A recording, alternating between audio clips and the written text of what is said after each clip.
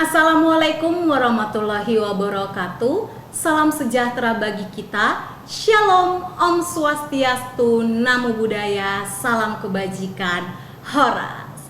Halo kawan pajak, senang sekali bertemu kembali bersama saya Julia Resolin Sidauruk dalam podcast pajak PP 030, cerdas, patuh, peduli, kontribusi.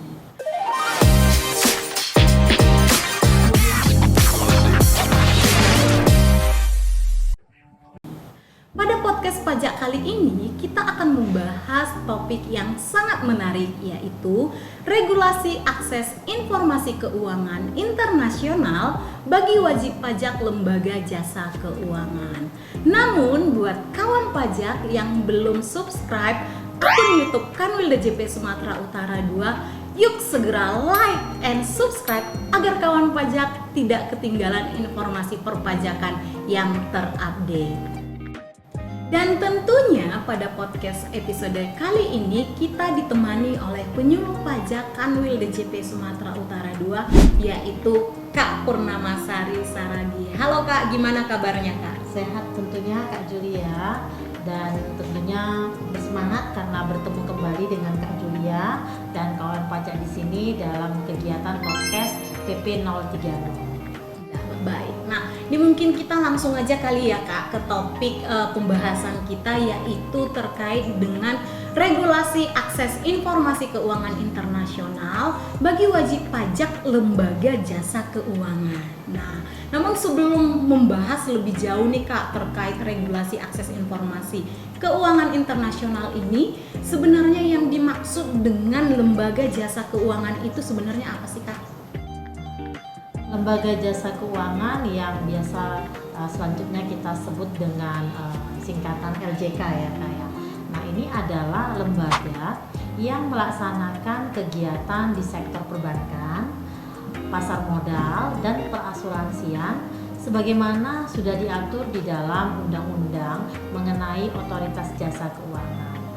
Yang mana dalam regulasi akses informasi keuangan internasional ini tidak hanya mengatur terkait lembaga jasa keuangan, namun di sini juga diatur terkait lembaga jasa keuangan lainnya atau yang kita sebut dengan LJK lainnya, dan juga entitas lain dan juga lembaga kustodian. Nah, itu tadi definisi dari lembaga jasa keuangan Kak. Terus pertanyaan selanjutnya nih Kak, apa yang menjadi dasar hukum regulasi akses informasi keuangan internasional? Dasar hukum regulasi akses informasi keuangan internasional ini diatur di dalam peraturan pemerintah pengganti Undang-Undang Nomor 1 Tahun 2017 tentang akses informasi keuangan untuk kepentingan perpajakan.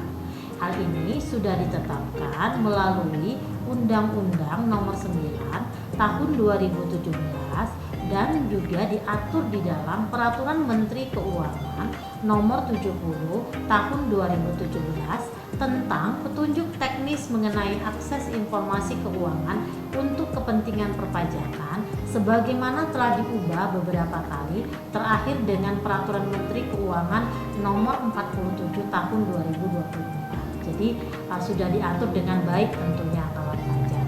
Nah, di mana di dalam perjanjian internasional di bidang perpajakan ini bahwa wajib pajak yang kegiatan usahanya bergerak dalam bidang usaha lembaga jasa keuangan, baik lembaga jasa keuangan maupun lembaga jasa keuangan lainnya, itu berkewajiban untuk melakukan penyampaian, melakukan penerimaan, jadi menyampaikan maupun menerima ataupun memperoleh informasi keuangan yang berkaitan dengan perpajakan. Di sini tujuan daripada perjanjian internasional ini adalah untuk mencegah terjadinya penghindaran pajak. Yang kedua, bertujuan untuk mencegah terjadinya pengelakan pajak. Kemudian mencegah terjadinya penyalahgunaan persetujuan penghindaran pajak berganda oleh pihak-pihak yang tidak berhak, dan juga untuk mendapatkan informasi terkait kewajiban perpajakan wajib pajak. Nah, Dalam regulasi ini diatur ataupun dibagi menjadi dua jenis lembaga keuangan. Yang pertama, ada yang merupakan kategori lembaga keuangan pelapor, kemudian ada yang kedua itu adalah lembaga keuangan non pelapor, di mana baik yang merupakan lembaga keuangan pelapor maupun lembaga keuangan non pelapor di sini berkewajiban untuk mendaftarkan diri kepada Direktorat Jenderal Pajak. Jadi wajib. Berarti udah jelas ya kawan pajak bahwasannya kawan pajak yang merupakan wajib pajak yang klasifikasi usahanya bergerak dalam bidang usaha jasa keuangan memiliki kewajiban pelaporan pertukaran informasi keuangan. Tadi kan sempat nih kakak sampaikan sesuai dengan ketentuan lembaga keuangan ini ada dua jenis nih, lembaga keuangan pelapor dan juga ada lembaga keuangan non pelapor. Nah, ini sebagai wajib pajak nih kak, bagaimana cara mengetahui apakah lembaga keuangan ini merupakan lembaga keuangan pelapor atau merupakan lembaga keuangan non pelapor kak? Kawan pajak sebagaimana diatur di dalam PMK nomor 70 tahun 2017 terakhir dengan PMK nomor 47 tahun 2024 diatur dalam lampiran 3 dari PMK ini bahwa yang merupakan lembaga keuangan pelapor itu adalah lembaga jasa keuangan, lembaga simpanan. Jadi lembaga jasa keuangan yang merupakan lembaga simpanan. Kemudian lembaga jasa keuangan yang merupakan lembaga kustodian. Yang ketiga, lembaga jasa keuangan yang merupakan perusahaan asuransi tertentu. Dan yang keempat, lembaga jasa keuangan yang merupakan entitas investasi. Itu untuk lembaga jasa keuangan. Nah, untuk lembaga jasa keuangannya, yang keuangan lainnya yang merupakan lembaga keuangan pelapor itu adalah lembaga jasa keuangan lainnya yang merupakan lembaga simpanan. Kemudian entitas lain yang merupakan lembaga simpanan, kemudian entitas lain yang merupakan perdagangan berjangka komoditi. Untuk lembaga keuangan non pelapor ya kawan pajak, yang merupakan lembaga keuangan non pelapor di sini adalah lembaga jasa keuangan maupun lembaga jasa keuangan lainnya dan entitas lainnya yang merupakan entitas pemerintah dan organisasi internasional ataupun merupakan bank sentral atau merupakan dana pensiun tertentu dan juga perusahaan atau lembaga keuangan yang merupakan penerbit kartu kredit berkualifikasi tertentu dan juga bergerak dalam bidang kontrak investasi kolektif yang dikecualikan. Jadi nanti diatur di dalam lampiran 1 huruf A angka 2 di PMK 70 tahun 2017. Yang mana lembaga jasa keuangan non pelapor ini merupakan entitas yang berisiko rendah untuk digunakan dalam penghindaran pajak berganda. Seperti itu dia kawan pajak.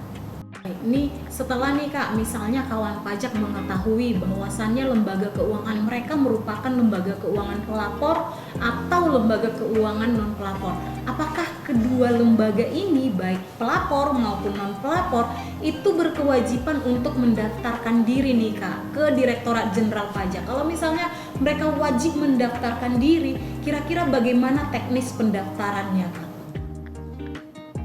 Semua kategori yang kita sebutkan tadi ya berarti yang merupakan lembaga jasa keuangan berupa perbankan tadi ya, perbankan, operasi simpan pinjam ya seperti ini.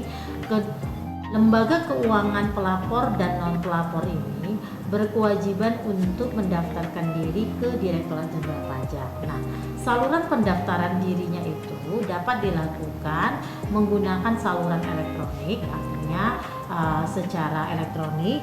Kemudian dapat juga mendaftarkan diri secara langsung dengan datang langsung ke kantor pelayanan pajak ataupun ke kantor pelayanan ataupun ke kantor KP2KP.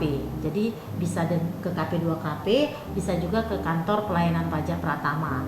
Nah, atau kawan pajak yang merupakan lembaga keuangan, lembaga jasa keuangan di sini bisa juga melakukan pendaftaran diri menggunakan jasa ekspedisi melalui pos dengan mengirimkan dokumen pendaftaran. Nah, secara ketentuan kawan pajak bahwa untuk pendaftaran diri baik lembaga keuangan pelapor maupun lembaga keuangan non pelapor ini harusnya itu sudah didaftarkan diri itu paling lambat itu bulan Februari kemarin seperti itu. Tapi ya kalau memang karena informasinya kawan pajak di sini belum mendapatkan informasi ini, ya bisa sebaiknya segera dilakukan proses pendaftaran dirinya. Nah, kalau kawan pajak melakukan pendaftaran secara elektronik, maka saat ini kawan pajak untuk pendaftaran secara elektronik itu kawan pajak menggunakan pendaftaran menggunakan saluran elektronik melalui Cortex DJP. Nah, dalam hal nanti kawan pajak mengalami kendala, kesulitan dalam proses pendaftaran elektronik, sebaiknya kawan pajak bertemu langsung dengan kami di kantor pelayanan pajak. Kami akan siap melayani kawan pajak untuk mendaftarkan lembaga jasa keuangan kawan pajak menggunakan Cortex. Nah, setelah kawan pajak yang merupakan lembaga keuangan sudah terdaftar nih Kak, baik itu pendaftarannya melalui pos ataupun secara langsung datang ke KPP atau KP2KP atau bahkan secara elektronik melalui Cortex DJP. Terus kemudian Kak, bagaimana dengan ketentuan teknis pelaporannya Kak? Untuk pelaporan sendiri, di sini lembaga jasa keuangan tadi terbagi menjadi dua. Yang pertama adalah lembaga jasa keuangan pelapor, kemudian yang kedua adalah lembaga jasa keuangan non pelapor.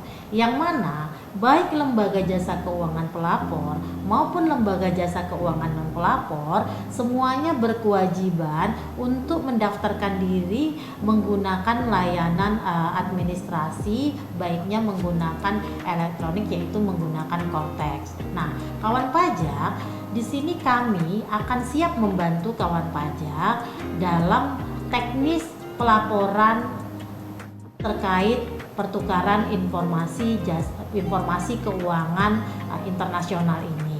Nah, di sini kawan pajak untuk pelaporan sendiri baik lembaga jasa keuangan, lembaga jasa keuangan lainnya maupun entitas lainnya itu berkewajiban menyampaikan kepada Direktorat Jenderal Pajak yang merupakan pelaporan yang berisi informasi keuangan yang dikelola oleh lembaga jasa keuangan maupun lembaga jasa keuangan lainnya atau oleh entitas lainnya selama 1 tahun kalender sesuai dengan standar pertukaran informasi keuangan berdasarkan perjanjian internasional di bidang perpajakan. Nah, yang mana kawan pajak untuk lembaga keuangan pelapor itu di sini kalau dia merupakan lembaga keuangan pelapor maka dia berkewajiban melaporkan. Nah, di sini teknis pelaporannya terbagi dua kawan pajak. Tadi kalau untuk pendaftaran semuanya daftar, tapi kalau untuk kewajiban pelaporannya itu terbagi dua. Yang mana untuk lembaga jasa keuangan pelapor ya, lembaga jasa keuangan pelapor yang merupakan kategori lembaga jasa keuangan pelapor, maksimal pelaporannya itu adalah tanggal 31 Agustus. Itu pelaporannya menggunakan situs sipina.ojk.go.id. Nah, sedangkan yang merupakan lembaga jasa keuangan lainnya dan entitas lainnya yang merupakan lembaga keuangan pelapor, pelaporannya itu menggunakan Cortex. Nah, jadi intinya nih kawan pajak, kalau untuk pendaftaran semuanya mendaftarkan menggunakan Cortex.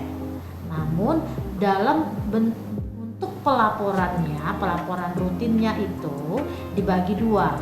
Untuk lembaga jasa keuangan itu menggunakan Sipina, Sedangkan untuk lembaga jasa keuangan lainnya dan entitas lainnya itu pelaporannya menggunakan konteks seperti itu.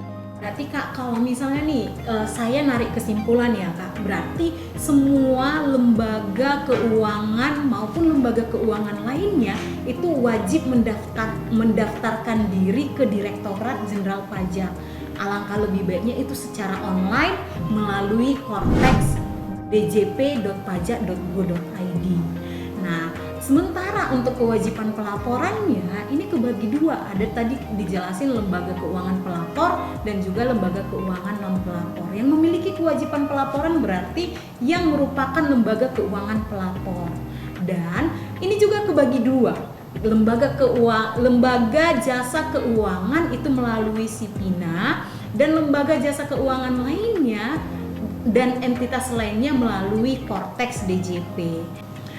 Demikian podcast pajak PP 030 episode kali ini. Terima kasih untuk kawan pajak yang sudah menonton dan terima kasih juga buat Kak Purnama sebagai narasumber kita. Sampai ketemu di podcast pajak PP 030 selanjutnya. Dan jangan lupa buat kawan pajak untuk like dan subscribe.